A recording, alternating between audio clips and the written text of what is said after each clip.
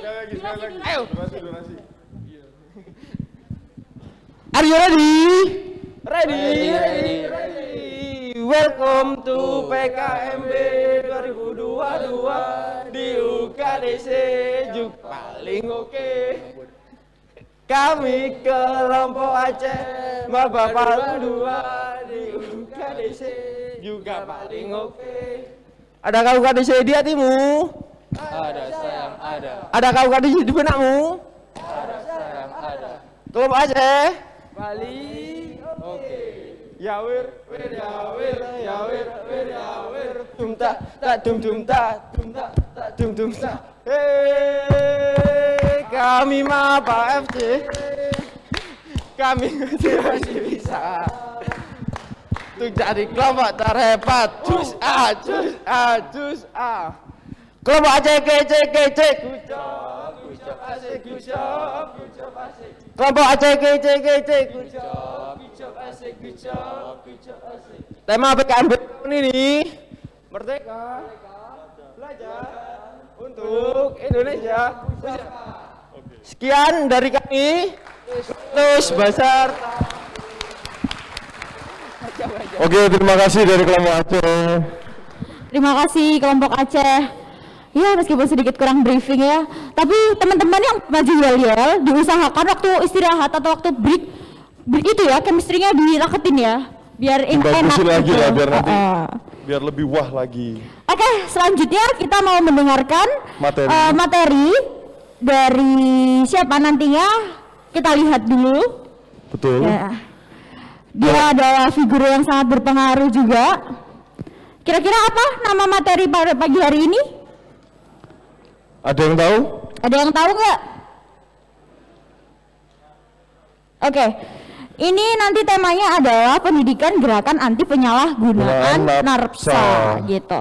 Usahakan teman-teman mencatat apa yang memang nantinya perlu dicatat dan saya harap keaktifan dari teman-teman supaya nanti apa yang kalian tidak tahu bisa ditanyakan langsung ke pembicaranya. Seperti itu. Tambahan poin buat yang tanya Kak? Pasti ada. Oke, baik.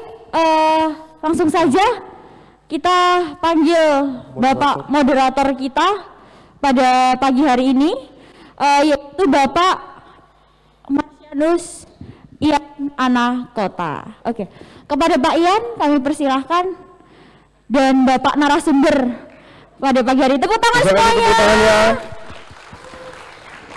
Mari, selamat pagi Bapak. Selamat pagi Bapak. Oke, langsung saja kita kasih kayaknya. Ya. Oke.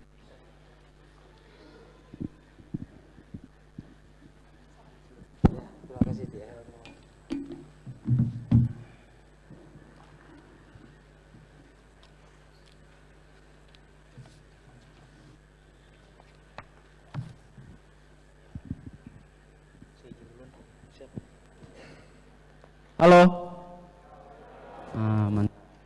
Hai. Oke, selamat pagi semuanya. Selamat datang di pematerian pertama. Selamat datang di pematerian pertama dengan tema pendidikan atau gerakan anti penyalahgunaan nafza, narkoba, psikotropika, zat adiktif. Hari ini kita akan belajar soal narkoba dan lain sebagainya. Jadi mohon dicatat dengan baik agar bisa dijadikan resume. Nah, kita ketahui bersama bahwa penyalahgunaan narkoba dan narkotika itu dia sangat masif. Dia sudah tidak lagi mengenal siapa kamu, dari mana asalmu, dan apa latar belakangmu. Dia bisa mulai dari anak SD, SMP, SMA, sampai pendidikan tinggi, bahkan pejabat negara sekalipun pernah menjadi pelaku tindak pidana penyalahgunaan narkoba itu sendiri. Nah, perkenalkan, saya sendiri Marsian Anakota, dosen Fakultas Hukum Universitas Katolik Dharma Cendika Surabaya, yang pada pagi hari ini ditugaskan memandu acara pematerian pertama. Di sebelah saya sudah ada pemateri, yaitu Dr. Singgih Widi Pratomo, Sarjana Hukum, Magister Hukum. Beliau saat ini bertugas di Badan Narkotika Nasional. Adapun riwayat pendidikan beliau menamatkan Fakultas Hukum di Universitas 17 Agustus Surabaya, kemudian lulusan Fakultas Kedokteran Universitas Hang Tuah Surabaya, menempuh Magister Hukum pada Fakultas Hukum Untak Surabaya juga, ISCIN Fakultas Kedokteran Universitas Padjadjaran Bandung, dan saat pernah juga menjadi asesor dan konselor Kementerian Kesehatan Republik Indonesia. Demikian perkenalan singkat dari saya dan juga pemateri pada pagi hari ini. Langsung saja kita masuk ke sesi pematerian. Kepada Bapak, waktu dan kesempatan kami persilahkan.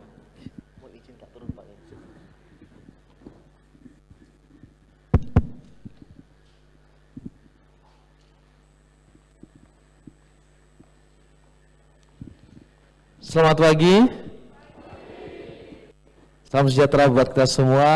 Terima kasih kepada Universitas Katolik Dharma Cendika Surabaya yang telah mengundang BNN Kota Surabaya untuk hadir pada kesempatan pagi hari ini, di mana mungkin 2-3 tahun yang lalu kita hampir tidak pernah ada kegiatan seperti ini, adik-adik ya.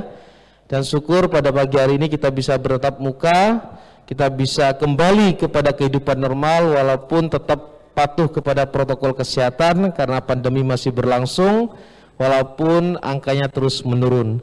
Dan harapan kita semoga kita bisa bebas, merdeka dari wabah virus ini, dan kita bisa beraktivitas kembali normal, dan kita bisa hidup sehat sampai kita bisa mengikuti kegiatan-kegiatan sebagaimana mestinya.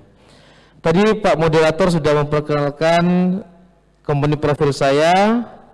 Nama saya Singgi Widi Pratomo. Memang background saya sebagai seorang dokter yang kebetulan mendapat kesempatan dari Badan Narkotika Nasional untuk mengikuti sekolah lanjutan terkait dengan masalah narkotika, yaitu di Universitas Padjadjaran Bandung di Fakultas Kedokteran khusus untuk masalah narkotika. Pada saat ini di BNN Kota Surabaya, jabatan saya sebagai Kepala Seksi Rehabilitasi, yang memang kegiatan sehari-harinya ini melakukan pelayanan rehabilitasi terhadap penyalahguna maupun korban penyalahguna narkotika. Dan perlu kami sampaikan kepada adik-adik bahwa sejak tahun 2015 berdirinya rehabilitasi di BNN Kota Surabaya sampai hari ini, angka pasien yang telah kita lakukan layanan rehabilitasi hampir mencapai 4.000 orang. Hampir setiap hari saat ini kami menerima kiriman rujukan dari Polsek maupun Polres. Apalagi sejak tahun 2022 awal, Pak Kapolri mengatakan adanya restoratif justice bagi korban maupun penyalahguna narkotika, sehingga mereka yang murni hanya penyalahguna, tidak terlibat dari jaringan, langsung dikirim oleh teman-teman penyidik untuk dilakukan asesmen dan kemudian rehabilitasi. Nah, pada kesempatan ini akan kami sampaikan kepada adik-adik, yaitu terkait dengan penyalahgunaan dan penanganannya bagaimana. Karena dalam amanat Undang-Undang Nomor 35 Tahun 2009, setiap warga negara ini punya hak dan wajib untuk bekerja sama dengan negara dalam rangka melaksanakan perang terhadap penyalahgunaan narkotika. Nah, di depan ini telah disampaikan definisi daripada narkotika. Jadi dasar BNN bekerja itu Undang-Undang 35 tahun 2009. Tentunya undang-undang ini sudah sedikit lama, adik-adik, karena kita sudah memasuki tahun 2022 akhir, sudah 11 tahun lebih undang-undang ini berlangsung. Tentunya varian-varian narkotika berbeda dari tahun 2009 dan tahun 2022 ini. Itu disebutkan bahwa narkotika ini adalah zat atau obat yang berasal dari tanaman atau bukan tanaman, baik sintetis maupun semi sintetis, yang mana apabila dipakai itu bisa menyebabkan penurunan kesadaran, hilangnya rasa nyeri, sampai dengan menimbulkan ketergantungan. Bahaya daripada penyalahgunaan narkotika ini adalah adiksi atau penyalahgunaan. Orang pakai narkotika ini tidak ujuk-ujuk langsung menjadi pecandu atau adiksi. Semua diawali dengan yang namanya coba pakai. Coba pakai ini pakai narkotika karena ingin tahu rasanya, diajak oleh temannya, atau bahkan dijebak oleh temannya. Nah, apabila coba pakai ini tidak segera kita lakukan rehabilitasi, maka dia akan naik ke yang namanya teratur pakai. Orang yang coba pakai tadi secara kasat mata adik-adik memang tidak tampak gejala fisiknya, di mana frekuensi pemakaian coba pakai ini dalam 1 tahun kurang dari 5 kali. Begitu dia naik kepada yang namanya teratur pakai, itu baru muncul gejala fisik yang nanti saya jelaskan. Orang teratur pakai ini apabila stres sedikit dia lari kepada narkotika. Kenapa sih Pak kok narkotika itu enak? Nanti saya tampilkan patofisiologinya, perjalanan penyakitnya. Membuat enak tapi membuat sengsara. Apabila teratur pakai ini tidak segera kita rehabilitasi, baru dia akan jatuh ke yang namanya adiksi atau pecandu. Next, lanjut. Nah ini, kembali dulu. Nah ini, adiksi atau pecandu itu adalah definisinya kronis relapse brain disease, penyakit kronis pada otak yang sifatnya kambuhan. Itulah definisi adiksi atau pecandu narkoba. Ini tingkatan yang paling akhir. Yang diserang oleh narkotika adik-adik hanya satu, yaitu adalah sistem saraf pusat, otak yang diserang oleh narkotika. Karena itulah kenapa kok negara ini sangat serius, karena kejahatan narkotika merupakan sebuah proxy war, perang modern, perang pelemahan sumber daya manusia, di mana pasukan musuh kita ini masuk ke Indonesia tidak bawa pasukan, tidak bawa senjata. Mereka ingin menghancurkan Indonesia dengan menggunakan orang-orang kita sendiri. Warga negara kita yang jadi TKI, TKW di luar negeri, itulah yang menjadi bagian dari kurir, dari pengedar, menyelundupkan barang-barang ke narkotika. Jalur yang paling sering digunakan, 75% penyelundupan itu lewat jalur laut. Kenapa Pak? Jalur laut kok itu paling banyak? Karena kita ada negara kepulauan. Indonesia ada 11.000 pulau lebih. Dan dari 11.000 pulau ini tidak semuanya ada penjaganya. Di mana di situ ada lengah, disitulah barang-barang itu masuk. Kenapa kok begitu menariknya bisnis narkotika? Kalau adik-adik bisa bertanya ke negeri seberang, kita sebut saja Malaysia, 1 kilo beli sabu di Malaysia, 1 kilo itu setara dengan 1000 gram, itu hanya 450 sampai 500 juta saja. Itu 1 kilo beli di Malaysia. Dijual di Surabaya, di daerah Kunti, Bolodewo dan sekitarnya, 1 gram itu harganya Rp1.300.000. 1 gram. Gulaan 1 kilo 450 sampai 500 juta, dijual di Surabaya seminggu habis dapat untung berapa ratus juta. 450 juta dijual 1 kilo di Surabaya 1,3 miliar. Hampir 1 miliar 1 minggu. Itu kalau hanya menjual 1 kilo. Kalau ditangkap kemarin sampai 2 ton, 3 ton, berapa keuntungan perputaran uang yang ada di situ? Sehingga kalau seandainya banyak oknum yang terlibat, tidak heran. Berapa sih gajinya polisi? Berapa sih gajinya BNN? Berapa gajinya aparat TNI dan sebagainya? Untuk membantu melancarkan penyelundupannya mereka. Karena uang mereka memang tidak berseri. Itulah para mafia. Karena itulah adik sekalian, ini perang pelemahan sumber daya manusia. Yang diserang cuma satu, sistem saraf pusat, otak yang diserang.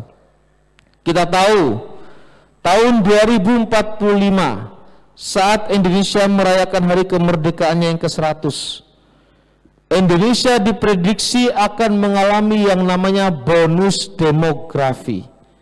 Pernah dengar bonus demografi? Belum ada yang tahu?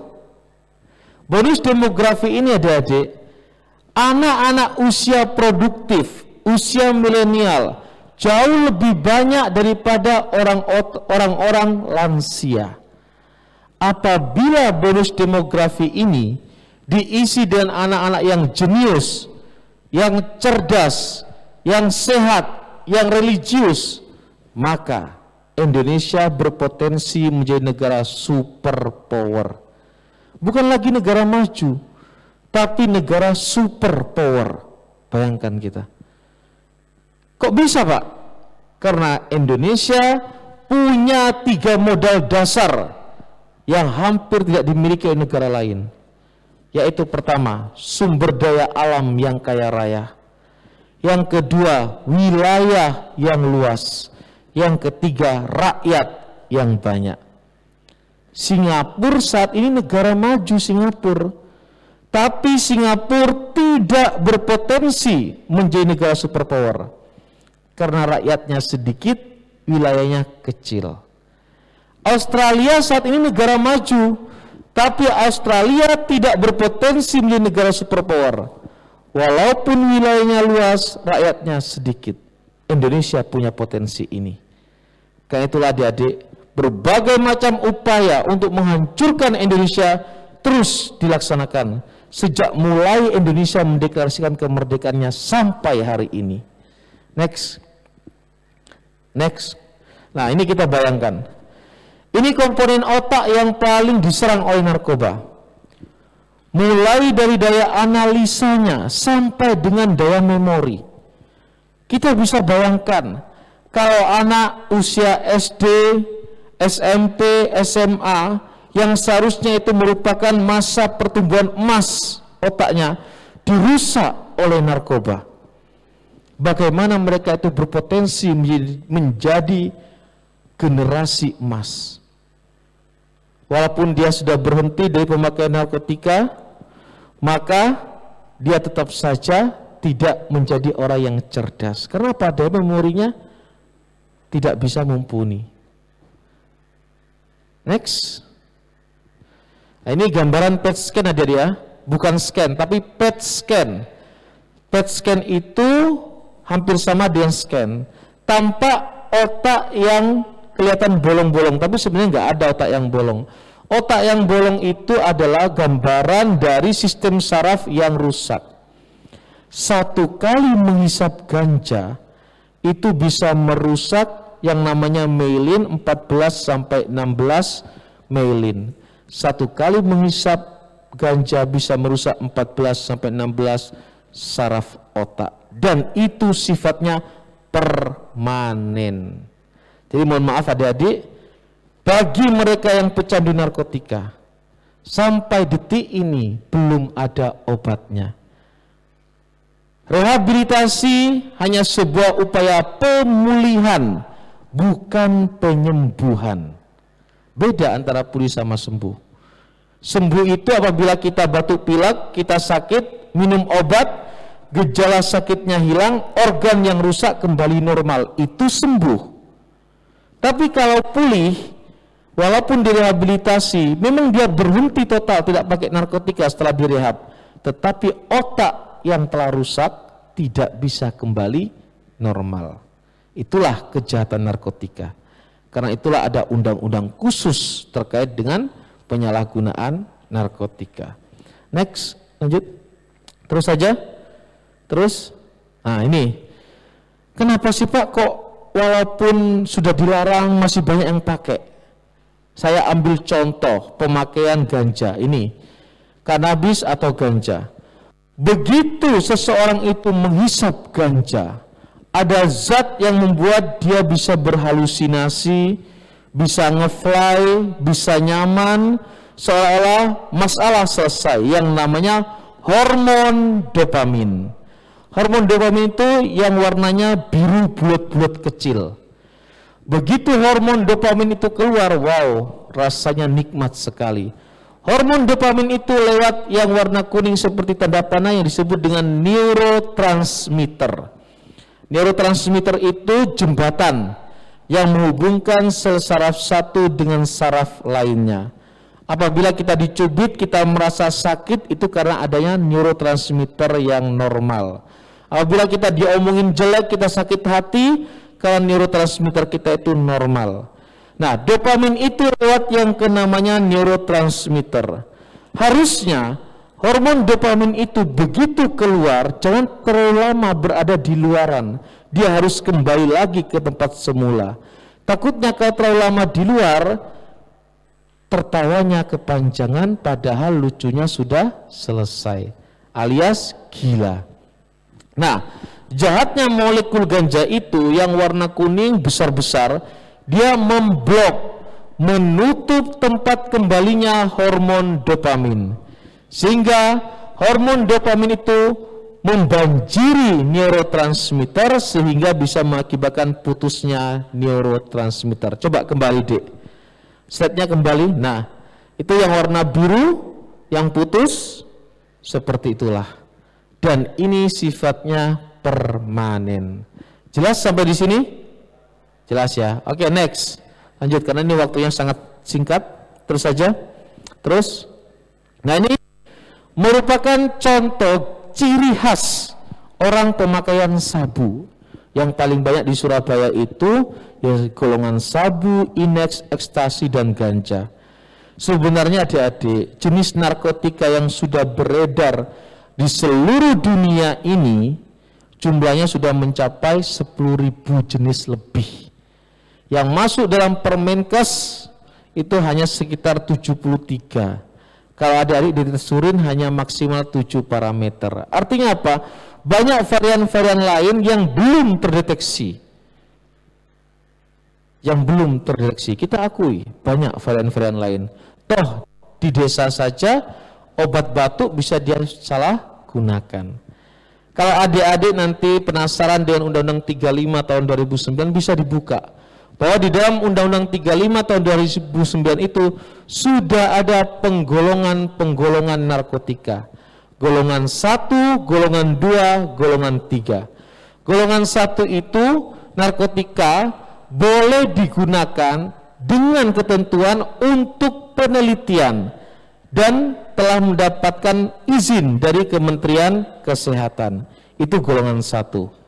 Apabila terjadi penyalahgunaan golongan 1, maka ancaman pidananya minimal 5 tahun, maksimal hukuman mati. Golongan 2. Golongan 2 itu boleh digunakan narkotika untuk kepentingan medis. Apabila adik-adik mau dioperasi, orang mau melahirkan di sesar, itu juga pakai narkotika, tapi untuk kepentingan medis. Apabila terjadi penyalahgunaannya, maka ancaman pidananya minimal 3 tahun, maksimal hukuman mati. Golongan 3 boleh digunakan dengan menggunakan resep dokter untuk pengobatan, seperti golongannya obat batuk, kodein, tremenza dan sejenisnya itu, pseudoephedrine dan ephedrine boleh digunakan. Apabila terjadi penyalahgunaan, maka ancaman pidananya minimal 2 tahun, maksimal hukuman mati. Kalau adik-adik batuk pilek itu minum obat yang ada kandungan narkotikanya. Apabila dites urin positif, jika belinya ada resep dokter maka aman. Jika tidak ada resep dokter akan panjang urusannya. Begitu juga dengan apotik. Kalau apotik menjual bebas tanpa menggunakan resep dokter, siap-siap dia akan dijerat dengan Undang-Undang 35 tahun 2009. Karena apa? Karena penyalahgunaan narkotika bisa mengakibatkan hal yang fatal bagi keberlangsungan generasi muda kita. Ingat, yang dilarang dalam Undang-Undang 35 tahun 2009 adalah penyalahgunaan narkotika. Kalau di luar sana banyak orang yang berdemo minta yang namanya legalisasi ganja, untuk penyakit nyeri. Mereka mungkin belum tahu kalau negara kita sudah mengatur hal tersebut. Untuk menghilangkan rasa nyeri tidak hanya ganja, masih banyak obat-obat anti nyeri lainnya yang bisa kita dapatkan secara legal dengan pemantauan dosis yang banyak. Adik-adik, kami harap jangan terkontaminasi dengan hal-hal yang semacam itu. Surabaya merupakan kota terbesar kedua setelah Jakarta. Orang-orang yang seperti itu banyak berkeliaran di mana-mana, yang memang sengaja mempengaruhi generasi-generasi muda untuk menuntut hal-hal yang sekiranya tidak masuk akal. Ini contoh penggunaan sabu. Kenapa sabu yang paling serang itu mulutnya? Karena sabu itu ciri khasnya adalah stimulan. Apabila pakai sabu maka badan terasa enteng, bisa kerja 2 hari 2 malam tanpa capek, bisa enggak tidur, bisa merasa kenyang terus. Kenapa kok bisa kenyang, Pak? Karena begitu dia pakai sabu, glukosa dalam darah itu diblok, tidak dipecah sehingga terasa kenyang. Namun begitu zatnya itu habis, maka dia merasa kecapean, bisa tidur sehari semalam, bangun-bangun kelaparan. Dan orang pakai sabu itu geget, giginya gerak-gerak terus sehingga efeknya seperti itu. Ciri khas orang pakai sabu. Next. Ini yang pakai jarum suntik seperti ini. Terus saja. Seseorang menjadi pemakai narkotika karena adanya 2 faktor. Faktor demand dan supply. Demand itu adalah pasar, konsumen, supply itu barangnya. Dengan kegiatan sosialisasi seperti ini, harapan kami adik-adik ini minimal bisa menyampaikan kepada keluarga inti sehingga bisa mengurangi angka demand. Caranya untuk mengurangi angka demand bagaimana, Pak? Kita membuat orang itu cerdas, paham terkait dengan bahaya narkotika. Apabila semua warga kota Surabaya ini penghuninya tahu bahwa kalau pakai narkotika otaknya bisa rusak, bisa mengakibatkan gangguan mental dan perilaku, tidak ada yang mau beli narkoba. Walaupun barangnya banyak, tidak ada yang mau beli, maka tidak mungkin terjadi penyalahgunaan. Begitu juga sebaliknya, apabila aparatnya itu berhasil menggagalkan penyelundupan barang haram, walaupun pasarnya banyak, barangnya tidak ada, maka tidak mungkin terjadi penyalahguna narkotika. Penyalahguna itu hanya terjadi apabila pasarnya ada, barangnya juga ada. Next, lanjut. Terus saja. Dikeluarkan semua, Dek. Terus. Nah, itu kembali. Ini yang perlu adik ketahui, ciri-ciri orang yang pakai narkoba. Ini bagi mereka yang teratur pakai, yang kategori sedang sampai berat. Kalau yang ringan hampir tidak kelihatan. Ciri pertama itu adalah mereka punya karakter sifat yang bersifat antisosial. Jarang mau bergaul dengan teman sesama. Dia punya komunitas sendiri, punya kelompok sendiri. Yang kedua, emosional, agresif, suka marah-marah tanpa sebab, sok jagoan. Yang ketiga, mengantuk. Maksudnya mengantuk itu bagaimana? Di saat orang pada kerja, pada belajar, dia tidur. Di saat orang tidur, dia kelayapan. Karena sudah terjadi perubahan mental dan perilaku. Yang keempat, kebersihan dan kesehatan tidak terawat. Kenapa kok tidak terawat, Pak? Karena begitu dia pakai narkoba, pakai ganja, pakai sabu, dia sudah merasa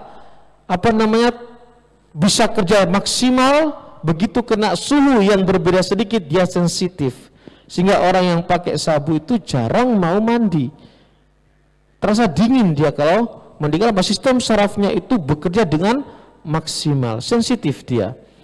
Kalau dia pakai jarum suntik dan sebagainya, akan ada bekas jarum suntik dan sayatan. Dan apabila sudah sistem sarafnya yang rusak, maka ciri khas yang selanjutnya adalah jalannya sempoyongan, bicaranya sudah mulai peloh dan apatis. Artikulasi kalimatnya sudah tidak jelas. Nah, apabila adik-adik ini melihat atau tahu ada gejala seperti ini, jangan diam saja.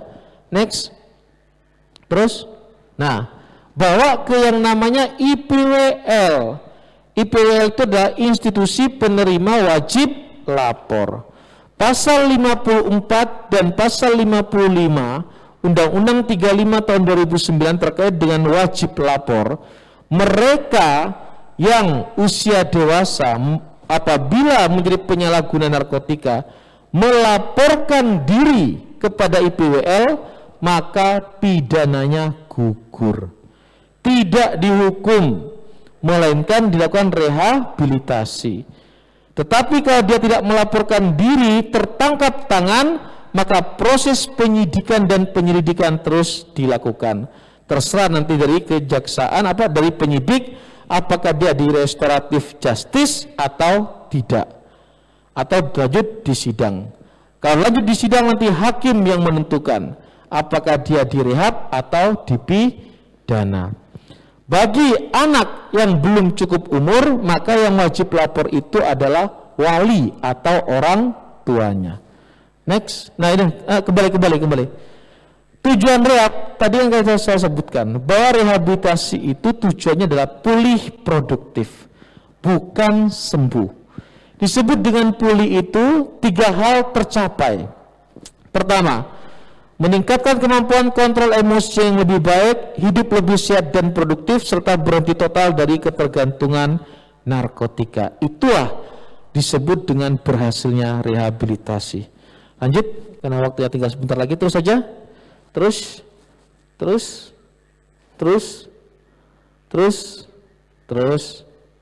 Dek. Terus, next. Nah, terus saja. Terus,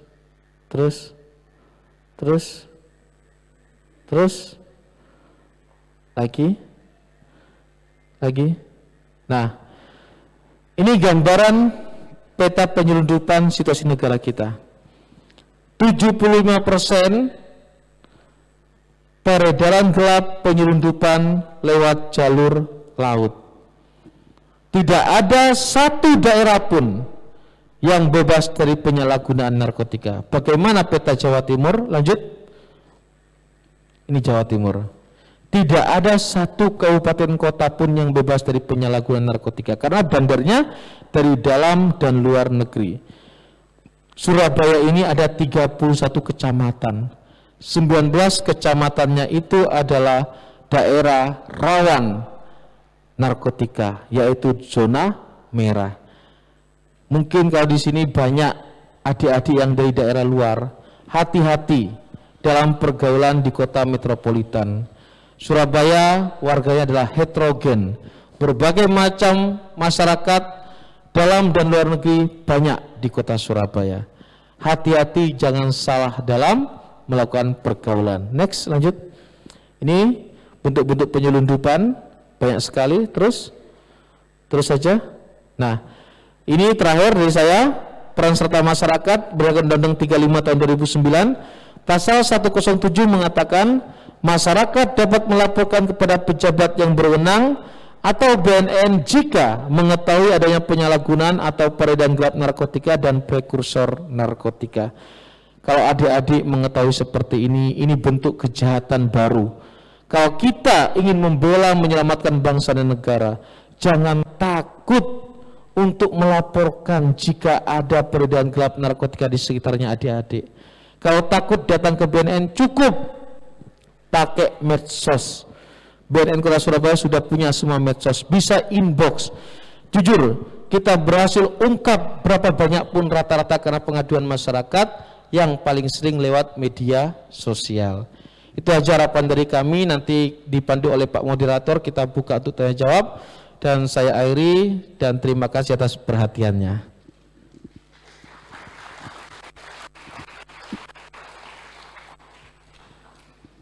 Baik, terima kasih banyak Pak untuk pemateriannya. Ya, kita masuk ke sesi selanjutnya, yaitu sesi tanya jawab. Panitia, untuk tanya jawab ini berapa menit? 15 menit. Oke, kita akan pakai 15 menit ke depan untuk sesi tanya jawab. Ya, mari bagi rekan-rekan yang ingin bertanya terkait materi yang tadi sudah disampaikan oleh Bapak pemateri. Oke, baik. Satu, ada lagi untuk, oke, 3 orang dulu berarti ya. 3 orang dulu. Yang itu duluan. Ya, perkenalkan, nama saya Yanuar dari Prodi Akuntansi. Siapa namanya? Nama saya Yanuar. Oke. Ya, dari Prodi Akuntansi. Kita tahu bahwa pengedaran narkoba ini sangat mengakar dan sangat luas bentuknya. Bahkan melibatkan banyak anak kecil yang tidak tahu bahkan itu adalah narkoba. Banyak anak kecil yang menjadi korban pengedaran narkoba. Nah, bagaimana caranya agar anak-anak kecil ini tidak terlibat dalam pengedaran narkoba? Karena bentuk pengedarannya ini berbagai macam, ada yang dimasukkan ke dalam bungkus rokok, ada yang berbentuk permen, dan segala macam. Ya, sekian dari saya, terima kasih. Oke, baik Pak, kita tampung 3 dulu ya. Ya, yang kedua tadi dari saya kiri, ya.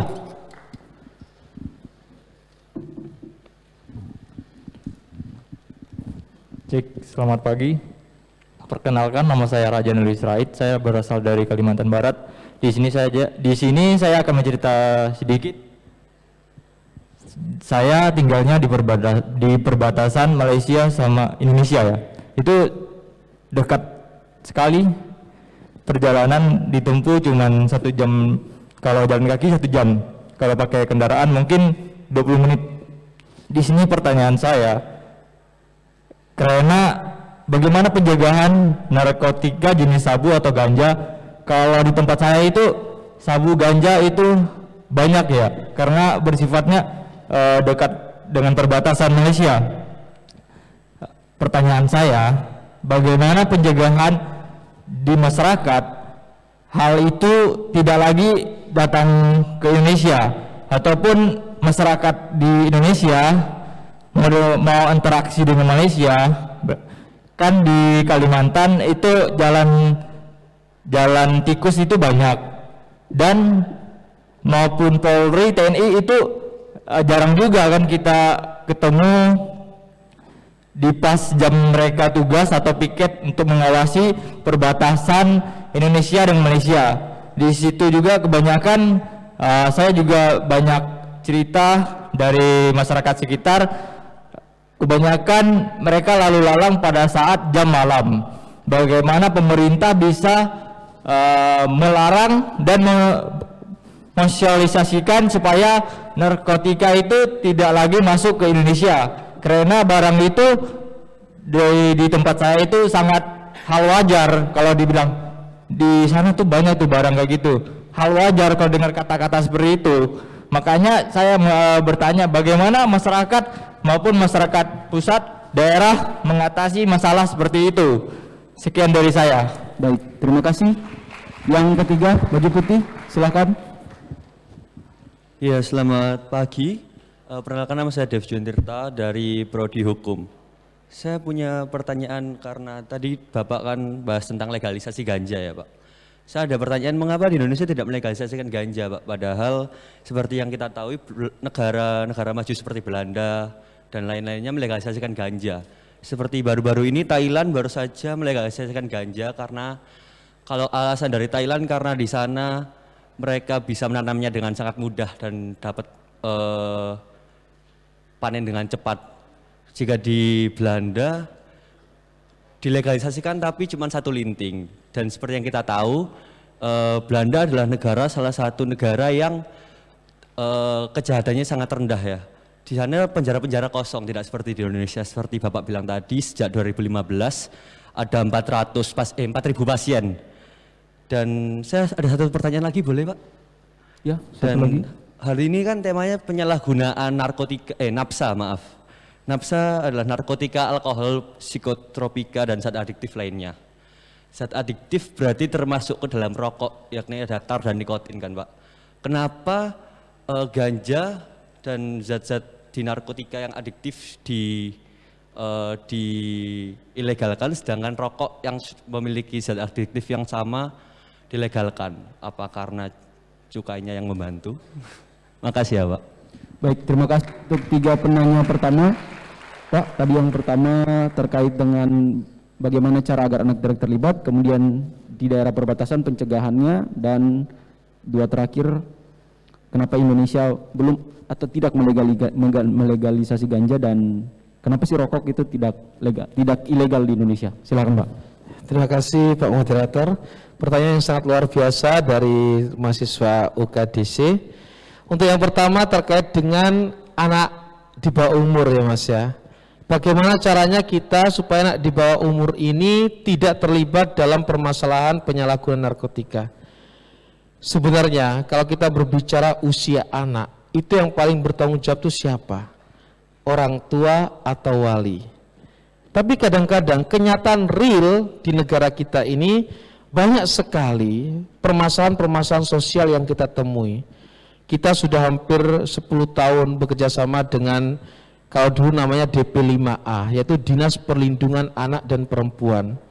Kita banyak sekali ditemukan permasalahan pernikahan yang dipaksakan. Artinya itu apa? Mereka itu menikah belum pada waktunya akibat dari kecelakaan karena hamil duluan dan sebagainya. Sehingga bisa begitu melahirkan seorang anak, jangankan ngurus anaknya, ngurus dirinya sendiri saja dia tidak mampu. Terus kalau kita sudah jadi orang tua yang normal-normal saja, langkah awal itu apa harus dilakukan? Walaupun anak kita disekolahkan di sekolah yang favorit, yang mahal, yang full day katanya, jangan percaya 100% kepada sekolah tersebut. Kita harus sebagai orang tua bertanggung jawab penuh terhadap masa depan anak. Langkah pertama yang harus kita lakukan adalah komunikasi yang harmonis. Yang kedua, tetap melakukan pemantauan dan pemeriksaan terhadap barang-barang yang dimiliki oleh anak kita. Kita jangan sungkan-sungkan, jangan sampai malas buka bukunya anak-anak kita. Kalau anak-anak sudah mulai pakai HP, kalau dia diprivasi, kita sarankan jangan diprivasi.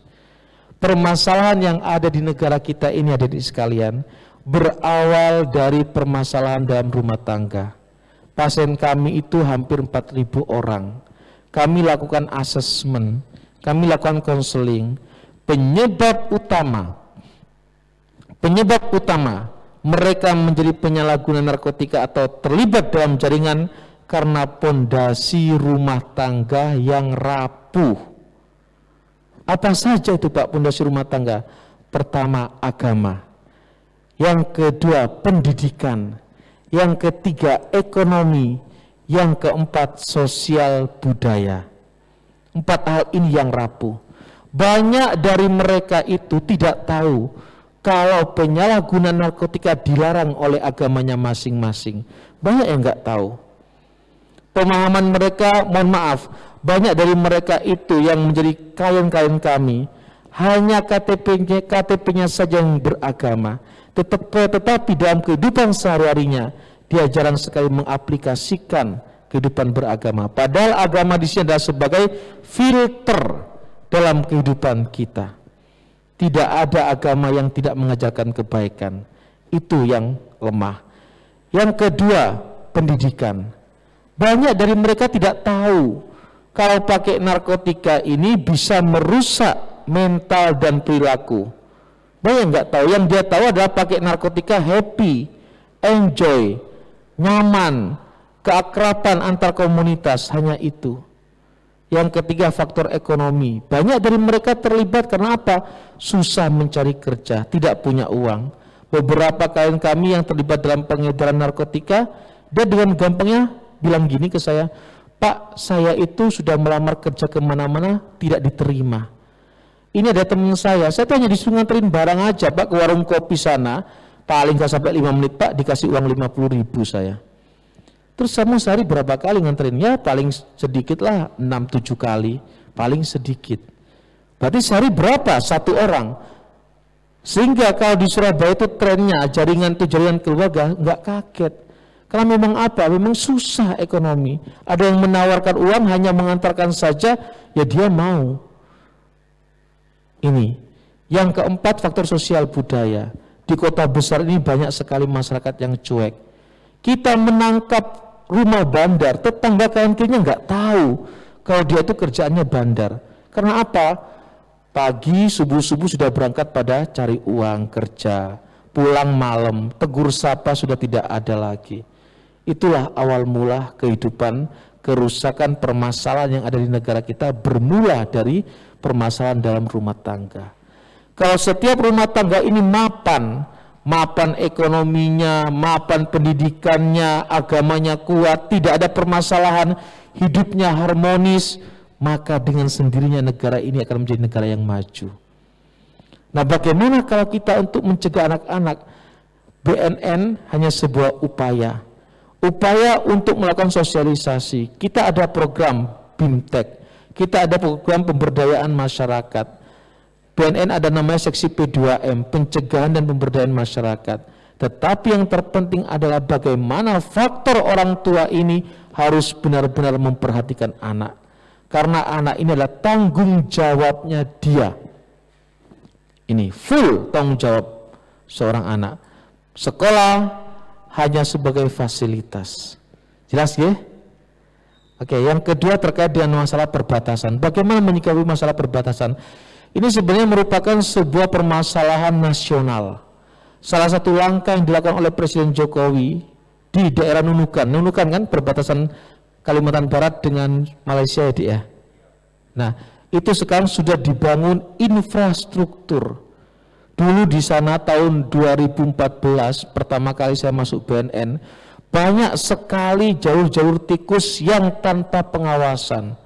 Kenapa kok nggak ada masa di sana? Karena memang infrastrukturnya nggak ada. Sekarang infrastruktur sudah dibangun di daerah perbatasan.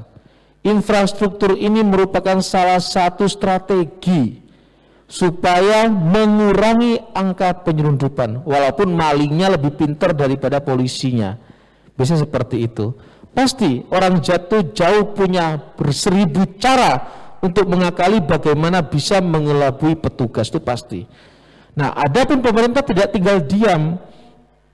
Kalau pemerintah kalah kepada mafia, berarti negara kita sudah kalah. Mafia berbuat apa? Kita juga harus melawannya.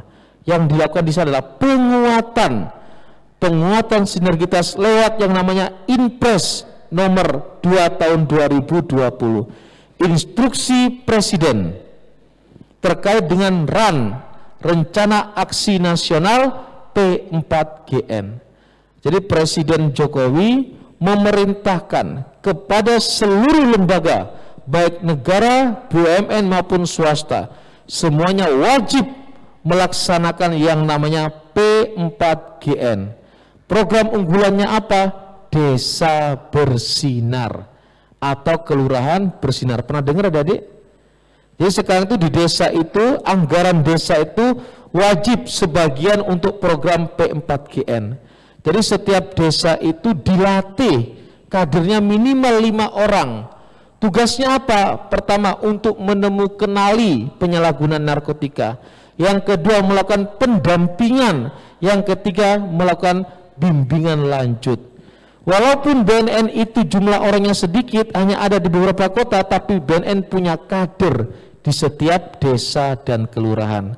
Kader itu adalah kader resmi, bukan LSM abal-abal yang mengaku-ngaku aparat. Tidak, dia itu diangkat berdasarkan SK dari kepala desa atau lurah. Setelah Pak Lurah atau kepala desa itu mengusulkan nama-nama tersebut ke BNN, maka BNN memberikan sprint terhadap 5 kader orang di kelurahan atau desa tersebut. Sebelum mereka terjun ke lapangan, mereka dibimtek dulu oleh BNN, dilatih untuk mengetahui ciri-ciri pemakai seperti apa, ciri-ciri bandar seperti apa, yang kita sebut dengan agen pemulihan. Mereka bukan mata-mata, tapi mereka merupakan kepanjang tanganan daripada BNN itu, dan mereka mendapatkan honor dari setiap kegiatan dari BNN. Itu yang telah dilakukan dalam upaya untuk mengurangi angka penyalahgunaan dan peredaran gelap narkotika. Itu ya Dik ya. Memang hal-hal semacam itu mungkin belum familiar di adik-adik. Karena memang tidak semua kelurahan atau desa itu mendukung program kita. Tapi Presiden sudah menginstruksikan wajib anggaran desa itu ada untuk kegiatan P4GN. Kenapa? Kita sadar bahwa mafia bandar itu sudah masuk ke tingkat desa-desa atau kelurahan. Pertanyaan yang ketiga, dua hal terkait pertama legalisasi ganja dan rokok. Masalah legalisasi ganja, kenapa di Thailand itu sudah meresmikan? Indonesia saat ini masalah ganja sedang dalam penelitian DEPB. Di situ memang sudah dilihatkan ada beberapa hal yang memang bermanfaat, ada yang tidak bermanfaat. Kita lihat juga dari karakter rakyat kita. Kita nggak usah jauh-jauh. Aturan hukum jelas, contoh adalah penggunaan helm bagi pengendara sepeda motor. Tujuannya satu, untuk keselamatan dirinya dia, supaya apabila jatuh atau kecelakaan tidak gegar otak, tidak meninggal. Tapi nyatanya rakyat kita banyak sekali, jangankan di desa, di kota besar yang ada pos polisinya, yang ada CCTV-nya, yang ada e-tilangnya, yang melanggar tidak pakai helm itu banyak. Itu salah satu contoh kecil. Nah, ini Undang-Undang 35 tahun 2009 membatasi penyalahgunaan narkotika sebagaimana golongan 1, 2, dan 3. Kalau dibebaskan seperti Thailand, apakah lebih hancur perilaku anak-anak kita? Apakah Indonesia akan mengarah ke sana? Sebelum negara-negara luar itu melegalkan penyalahgunaan, Indonesia sudah melegalkan legalisasi Undang-Undang 35 tahun 2009. Sudah ada aturannya. Nggak apa-apa pakai narkoba asalkan untuk indikasi medis. Seperti yang saya sampaikan tadi. Orang sakit batuk pilek minum obat yang namanya kodein. Kodein itu merupakan turunan ketiga daripada morfin. Itu merupakan golongan narkotika. Nah, kalau untuk melegalisasi seperti Thailand, negara manapun belum ada yang berani. Belanda itu hanya di daerah tertentu dan dalam pengawasan yang maksimal. Dan pemakaiannya tidak sebebas seperti negara Thailand. Kalau nggak salah hanya maksimal 1 linting saja di Belanda seperti itu. Terus yang kedua terkait dengan rokok. Kalau kita berbicara masalah adiksi, apakah rokok itu juga melakukan adiksi? Ya, masuk adiksi. Tetapi kita lihat sasaran sakitnya pemakai rokok sama narkoba berbeda. Orang kalau minum alkohol, organ yang paling diserang adalah hati. Orang kalau merokok, organ yang paling diserang adalah paru-paru. Kalau narkoba yang paling diserang adalah otak. Semua zat yang ada apapun itu berpotensi menjadi adiksi. Contoh kita nih, kalau kita biasa ke warung kopi, ya kan, suatu saat tidak ke warung kopi, ada yang kurang dalam diri kita, itu sudah masuk kategori penyakit adiksi. Kita semuanya, hampir semua di ruangan ini mungkin adiksi dengan yang namanya HP atau gadget. Kalau kita mau keluar nggak bawa dompet, kita bisa nggak apa, bisa utang teman saya. Tapi kalau kita keluar nggak bawa handphone, ada yang kurang dalam diri kita, itu juga adiksi.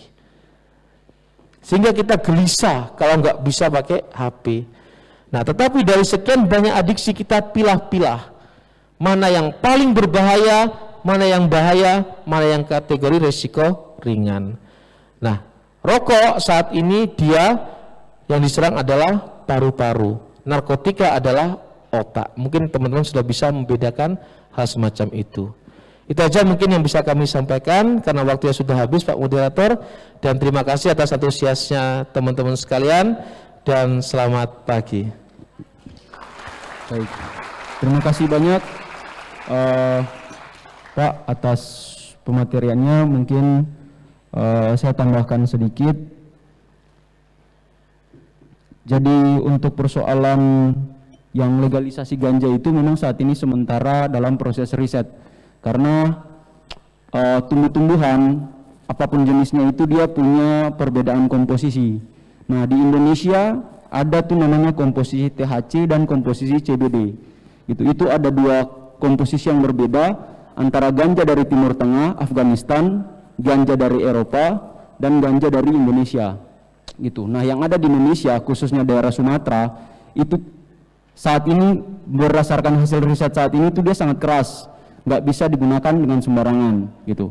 Itu nanti bisa nanti bisa cek untuk ICJR, Indonesian Criminal for Justice Reform. Nah, itu salah satu ormas LSM yang sementara mengadvokasi terkait dengan legalisasi ganja.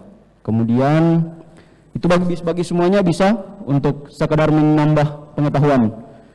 Setelah itu terkait dengan daerah perbatasan.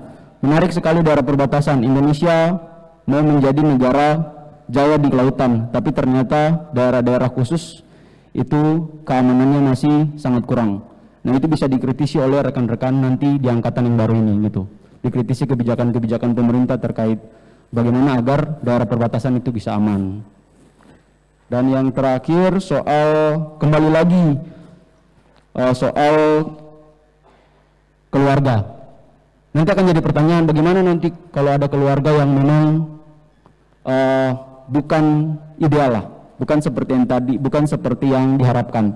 Nah, itu bisa dikritisi, bisa kemudian menimbulkan pertanyaan. Lalu bagaimana jawabannya? Silahkan kalian sendiri yang berpikir dan silahkan cari solusi dan jawaban sendiri dari hasil renungan kalian masing-masing. Gitu. Jadi itu pematerian dari pemateri pertama. Singkatnya adalah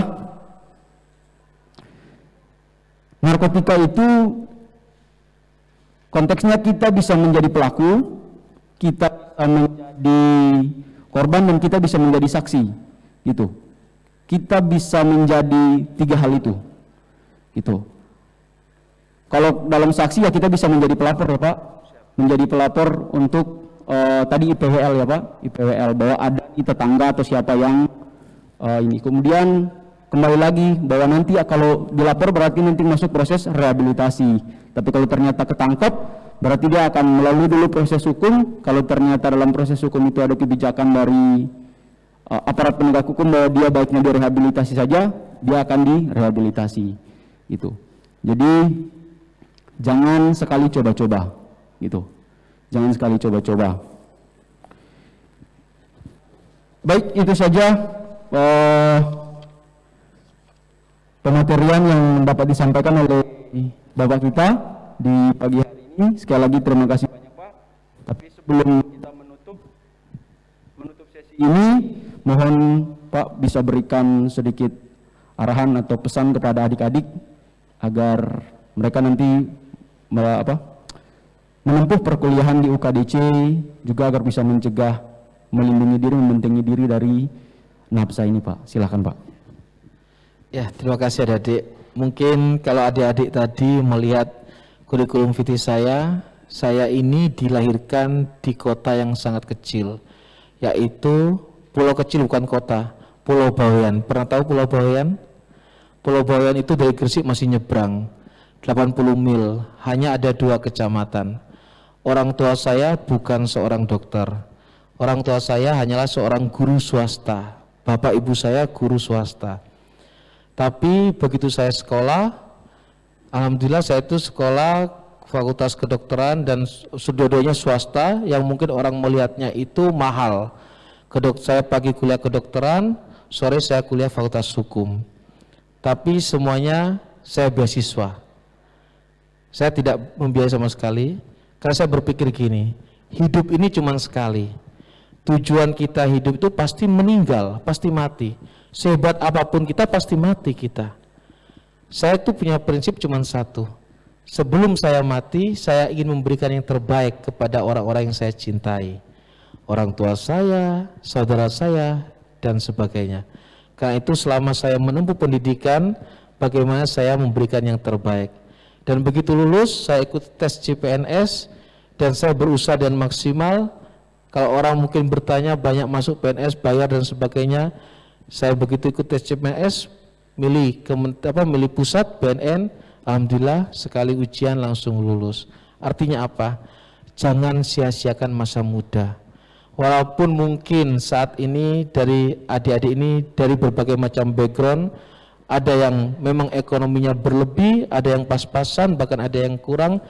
Semuanya masa depan kita, nasib kita ada di tangan kita. Orang tua hanya memfasilitasi saja.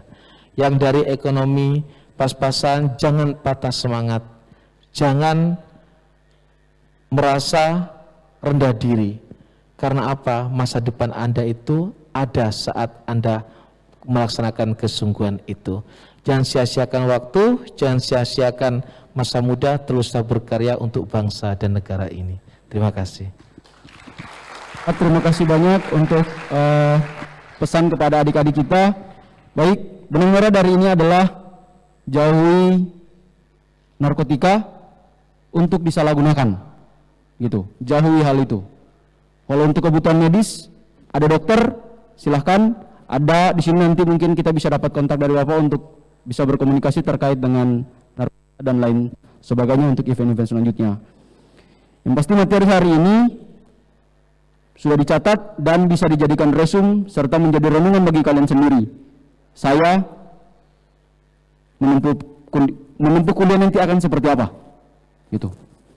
Oke, sekian pemateri pertama dengan tema pendidikan dan gerakan anti penyalahgunaan nafsa. Di pagi hari ini saya Marcian Anakota mengucapkan terima kasih banyak atas atensi rekan-rekan semua, dan juga terima kasih Pak untuk pematerinya. Sekali lagi kita akan aplaus kepada Bapak pemateri kita. Sesi selanjutnya saya serahkan kembali kepada MC. Silahkan.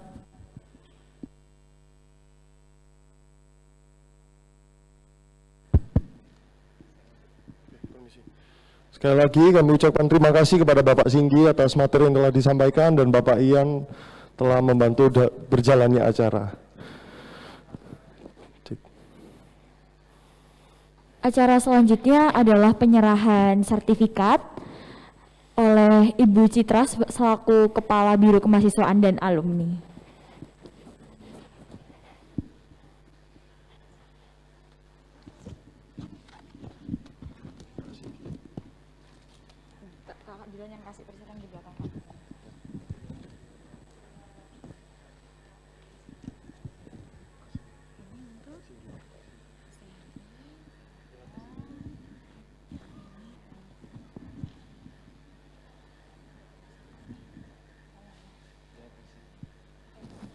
Oke, baik, berfoto bersama terlebih dahulu.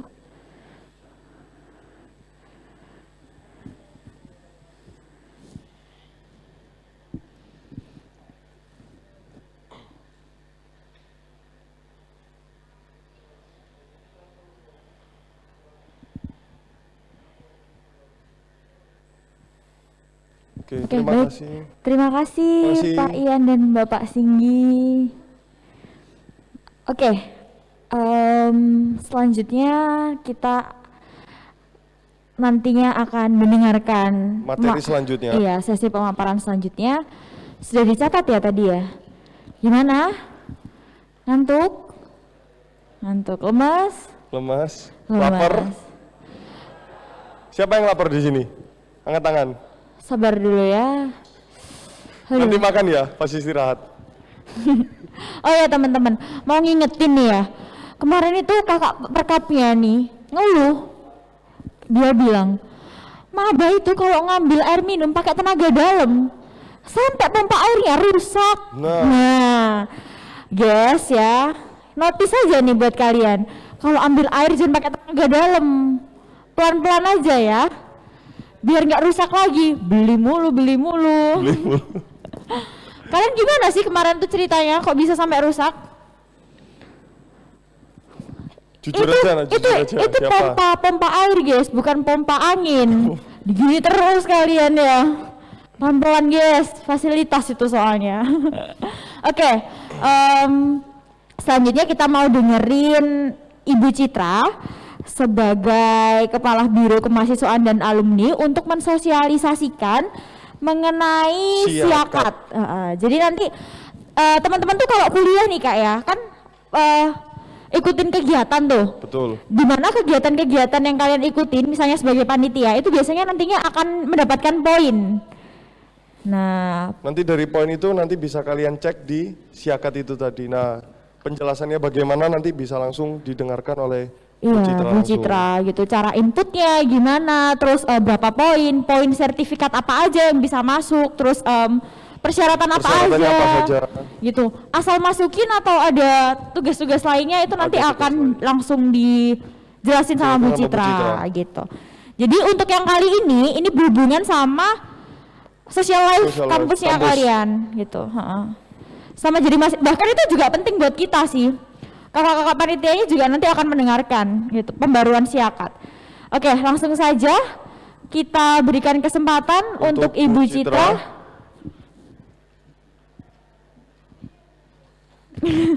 Bisa dibantu Ibu?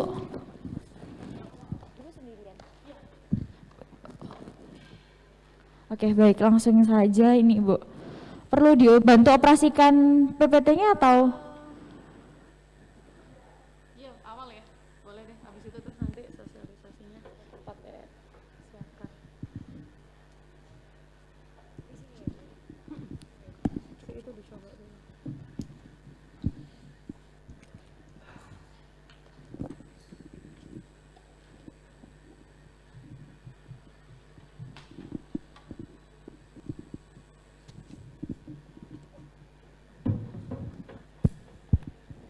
Selamat pagi semuanya. Saya lagi gitu ya. Kan saya sudah bilang di awal pertemuan ya, 4 tahun kita akan menjalin hubungan gitu ya. Jadi mau prodi apapun ketemunya tetap saya lagi nanti gitu. Saya dari Biro Kemahasiswaan dan Alumni, sebenarnya memang nanti ada materi setiap biro gitu ya, ada materi setiap biro yang ada di KDC. Jadi nanti ada pemaparan materi dari Biro Perpustakaan, administrasi umum, keuangan, administrasi akademik, semua akan diberikan karena memang konsepnya adalah pengenalan gitu ya. Jadi tahu tuh BAA itu buat apa sih? BAK atau keuangan, Biro Administrasi Keuangan itu buat apa sih? Itu nanti akan diberikan masing-masing. Nah, sebenarnya sesi BKA sendiri pun juga ada. Cuman hari ini saya ingin memberikan sosialisasi tentang Siakat, gitu ya, Sistem Informasi Akademik. Jadi nanti dari masing-masing saudara semua akan punya akun Siakat. Akun Sistem Informasi Akademik ini fungsinya untuk KRS-an, lihat jadwal kuliah, mata kuliah yang akan saya ambil nanti semester ini apa aja, nilai saya bagaimana, ada histori mengulang atau tidak. Histori mengulang itu kalau ini sudah pernah diambil lagi. Nilainya kemarin berapa, sekarang berapa, itu histori mengulang. Kemudian juga ada tagihan SPP, itu ada di situ. Termasuk salah satunya adalah tentang keterangan poin KPKK, kredit penilaian kegiatan mahasiswaan. Nah, jadi ada ekuivalensi dari setiap kegiatan yang saudara lakukan. Seperti misalnya kakak-kakak panitia-panitia ini, kan mereka berkegiatan menjadi panitia, itu mereka akan dapat poin. Selain juga dapat pengalaman yang jauh lebih mahal, ya. Jadi membangun rasa tanggung jawab, terus kemudian kepedulian, responnya bagaimana kalau saat menghadapi masalah, itu jauh lebih mahal harganya daripada harga poinnya. Kenapa tetap ada poin? Karena memang tujuan daripada adanya poin untuk dalam tanda kutip ya, memaksa saudara untuk belajar soft skill. Karena kalau di kelas hard skill, karena belajar tentang materi-materi. Harapannya lulusan UKDC itu tidak hanya pintar secara transkrip, tidak hanya pintar, istilahnya transkrip itu adalah rapot atau ijazah gitu ya, tidak hanya pintar secara legal ijazahnya. Kalau kemarin ada mata kuliah misalnya perilaku organisasi, dia dapat A, statistik A gitu ya. Terus kemudian apalagi ya, kepemimpinan pribadinya A, semua banyak yang A. Tapi begitu dia masuk dalam lingkungan kerja, dia nggak bisa apa-apa. Dia nggak tahu harus bagaimana, apalagi saat menghadapi situasi yang mendesak, menekan. Ini harus bagaimana? Nah, itu tujuan daripada kegiatan-kegiatan pengembangan soft skill, supaya saudara siap saat-saat menghadapi hal-hal genting di tempat kerja, di kehidupan saudara, dan di lain sebagainya. Jadi kalau nanti ada mungkin besok ya jadwalnya pemaparan Biro Administrasi Akademik. Nah, saya itu banyak berhubungan dengan kegiatan non-akademik. Gitu. Jadi apa aja non-akademik ya, kegiatan-kegiatan kemahasiswaan seperti ini. Next. Oke, ini profil saya, Kepala Biro Kemahasiswaan dan